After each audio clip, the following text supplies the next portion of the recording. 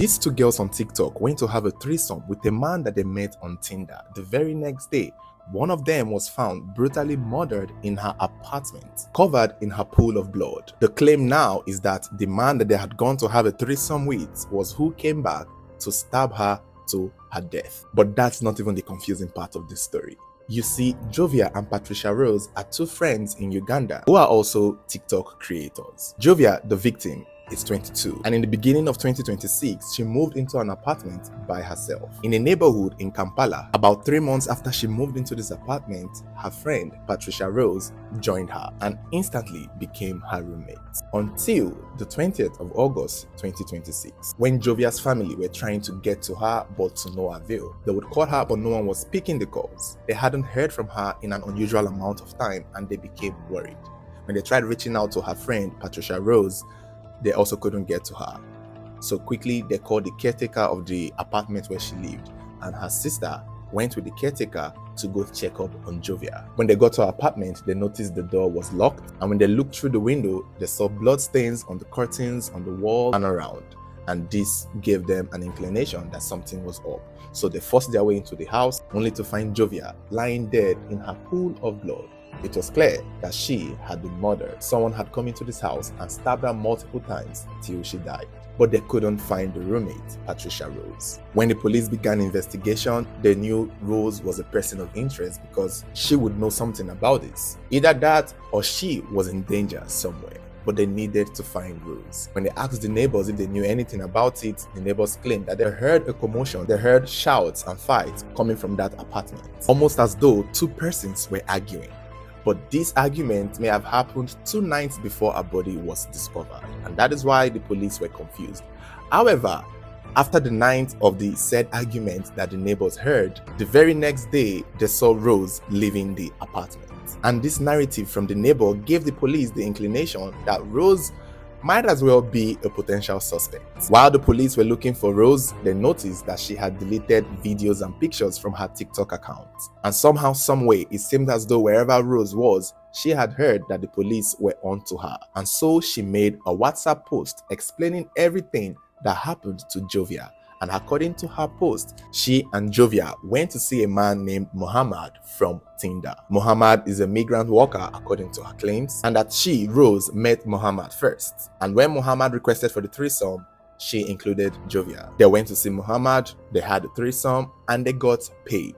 However, when Jovia and Rose got back home to their apartment, Jovia showed Rose a bundle of money that she had stolen from Muhammad's house or hotel room or wherever Muhammad stayed.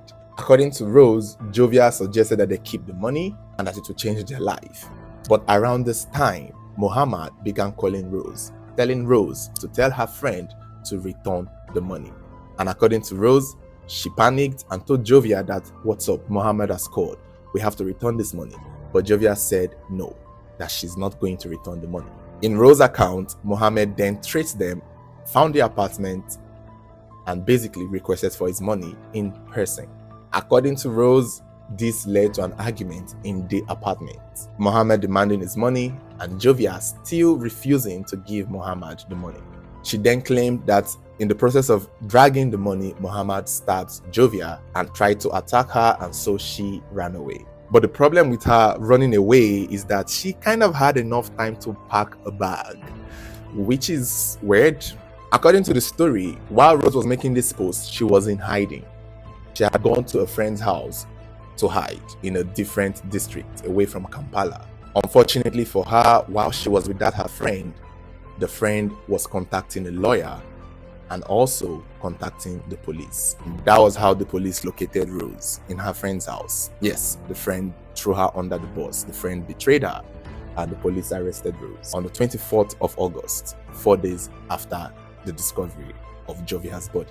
Interestingly so, the police also discovered, after they had arrested Rose, that she had actually requested for a visa to Iraq a day after Jovia was presumably found dead.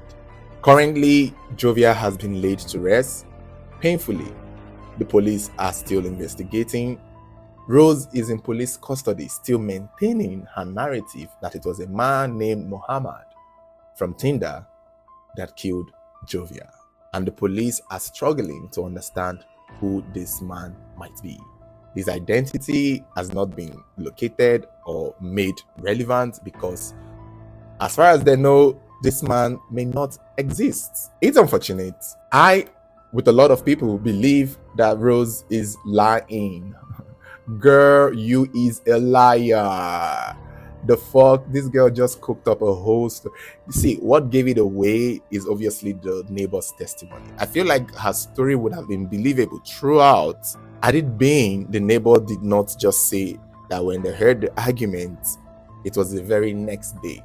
So the fact that her body, that is Jovia's body, was found on the 20th means she was most likely killed on the 18th thereabout. So therefore, on the 18th, the 9th of 18th, which should be early hours of 19th, the fight may have actually happened between Jovia and Rose, and the killing may have also happened in that time frame. However, it was later on the 19th in the evening that they saw that Rose left the apartment with her bag. They saw it as two different incidents. They had the fight, but they did not think much of it. And then the next day, they see Rose leaving with a bag.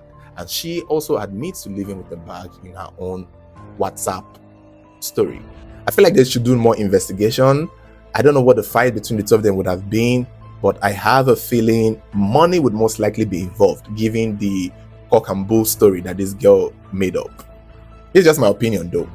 There's a chance it's possible, but I doubt. I don't believe it. So we'll just have to wait for the police to figure out if this Muhammad person exists, and if it does, we'll update you guys.